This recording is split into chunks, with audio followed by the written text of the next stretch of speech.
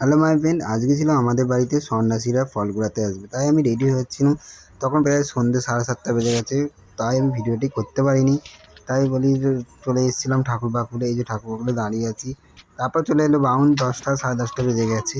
এই যে আমাদের বাউন ঠাকুর বলতে আমাকে একটু ফটো তোলো, তাই আমি ফটো তুলতে শুরু করে দিয়েছিলাম। আমার মাও দাঁড়িয়েছিল।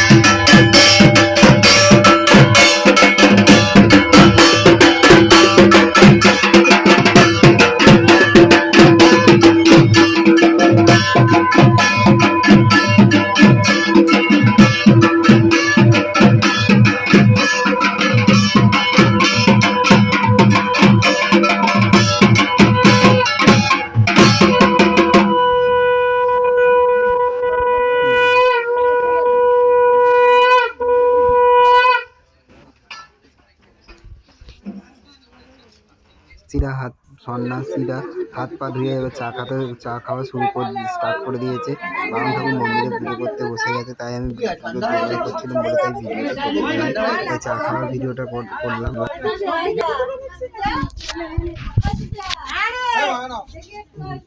কমপ্লিট হয়ে যেতে লোকে মন্দির থেকে লেবে বললো, সবাই লেবে পড়েছে। তাই সন্ন্যাসীরাও চা খাওয়া কমপ্লিট, সবাই এবার দাঁড়িয়ে আছে, এবার আশীর্বাদই করবে বলে রেডি সবাই মিলে। ওই জন্য সব মেয়েরাও বসে আছে, মেয়ে সন্ন্যাসীরা, তাই রেডি হবে বলতে রেডি তুলতে। তারপর পরে হয়ে স্টার্ট করে দিল আশীর্বাদী। আমাদের বাড়ির সবাইয়ের নাম একের পর একের নাম ধরে ধরে আশীর্বাদ করতে শুরু করে দিয়েছিল।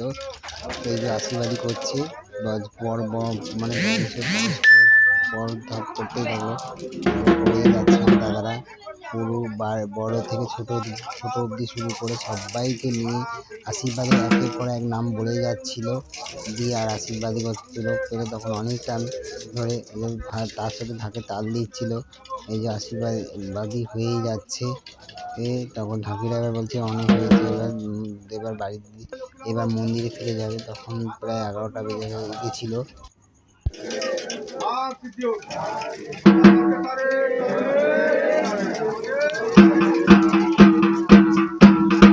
জন্য দাদা দাঁড়িয়েছিল, সব সন্ন্যাসীরা মন্দিরে রওনা দিয়েছে। আজকের মতো ভিডিওটি এখানেই শেষ করছি। ভিডিওটি ভালো লাগলে কমেন্ট করে শেয়ার করবে, আর আমার চ্যানেলটা সাবস্ক্রাইব করবে। আর বন্ধু, তোমরাও ভালো থাকো, আমিও ভালো আছি। আর নেক্সট ভিডিওর সাথে তোমাদের সাথে দেখা হচ্ছে।